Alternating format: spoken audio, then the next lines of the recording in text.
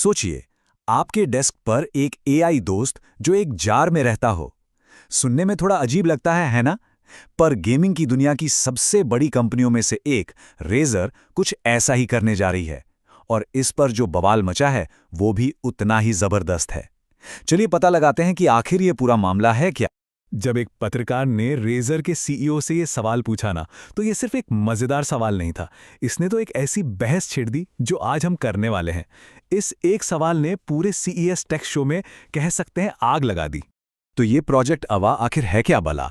जरा कल्पना कीजिए कि आपके डेस्क पर एक जार रखा है और उसके अंदर एक एनीमे कैरेक्टर का होलोग्राम है। वो आपसे बातें करता है, आपके सवालों के जवाब देता है। जी हाँ, ये किसी साइंस फिक्शन फिल्म का सीन नहीं, बल्कि रेजर का आने वाला नया प्रोडक्ट है। और पता है, ये कोई मजाक या सपना नहीं है। रेजर इसे सच में बनाने की पूरी तैयारी में है। और इसे पावर कौन देगा? एलॉन मस्क का ग्रॉक एआई। बस कहानी में असली ट्विस्ट यहीं से आता है, क्योंकि इस टेक्नोलॉजी के साथ कुछ बहुत बड़े और गंभीर सवाल जुड़े हुए हैं। अच्छा, ये प्रोडक्ट बाहर से तो बहुत कूल और फ्यूचरिस्टिक लग रहा है, पर इसके अंदर जो टेक्नोलॉजी है ना, उसका ट्रैक रिकॉर्ड कह सकते हैं कुछ खास अच्छा नहीं है। चलिए अब इसके पीछे छिपे नैतिक सवालों की बात करते हैं। देखिए, एक तरफ तो रेजर वादा कर रहा है विश्वास और सुरक्षा का, और दूसरी तरफ है ग्रोक एआई, जिसका नाम डीप फेक और मानसिक स्वास्थ्य से जुड़ी दिक्कतों को लेकर पहले ही काफी चर्चा में है। क्या ये एक बहुत ही खतरनाक कॉम्बिनेशन नहीं बन रहा है? और जब लोगों ने ये सवाल उठाया कि भाई कोई इस एआई से इमोशनली अटैच हो गया तो क्या होगा, तो सीईओ साहब का जवाब सुनिए। उन्होंने इसकी तुलना 90s के दशक के खिलौने तमागोची से कर दी। मतलब सीरियसली, एक इतना कॉम्प्लेक्स एआई और एक पिक्सल वाला डिजिटल पेट, क्या दोनों एक बराबर हो सकते हैं? बात कुछ हजम नहीं हुई। यहाँ एक बहुत ही अजीब बात हो रही है। एक तरफ तो रेजर एआई चिल्ला रहा है और कह रहा है कि यही भविष्य है, और दूसरी तरफ उसके अपने ही कस्टमर्स यानी गेमर्स इस एआई कचरे के खिलाफ कह सकते हैं एक तरह के खुले विद्रोह पर उतर आए हैं। कंपनी और उसके फैंस के बीच एक बड़ी खाई दिख रही है। रेजर तो खुद को एआई गेमिंग के भविष्य का लीडर मानकर चल रहा है, पर क्या उनके सबसे बड़े समर्थक, उनके फैंस भी इस बात से सहमत हैं? इसका जवाब आपको थोड़ा हैरान कर सकता है। कंपनी की बड़ी बड़ी मार्केटिंग की बातें और गेमर्स की असलियत में जमीन आसमान का फर्क है। गेमर्स एआई से बनी उबाऊ कहानियों और अजीब दिखने वाले कैरेक्टर्स से तंग आ चुके हैं, जिससे वो सीधी भाषा में एआई का कचरा बुला रहे हैं।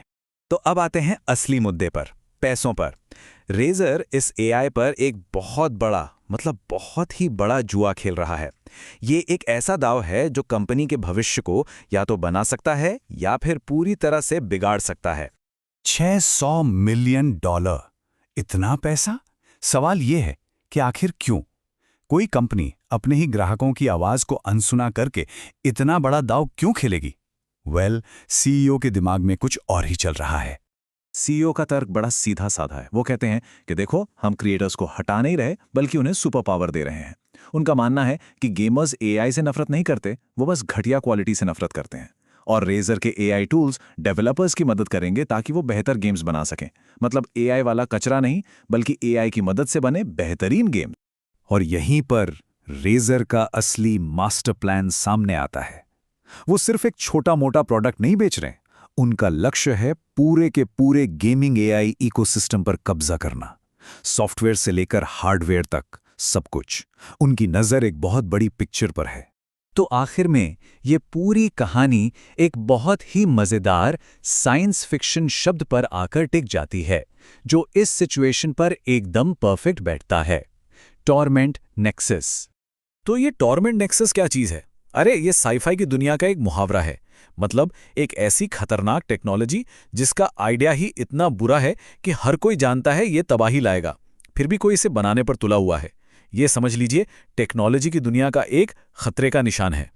तो अब सबसे बड़ा सवाल यही बचता है, क्या रेजर सच में गेमिंग का भविष्य संवार रहा है, या फिर वो एक ऐसा टॉर्मेंट नेक्सस बना रहा है जिसे उसके अपने ही कस्टमर्स आज ही रिजेक्ट कर चुके हैं? भाई, ये तो वक्त ही बताएगा कि रेजर का ये अरबों का दांव एक नई क्रांति लाता है या फिर एक बहुत बड़ी तबाही।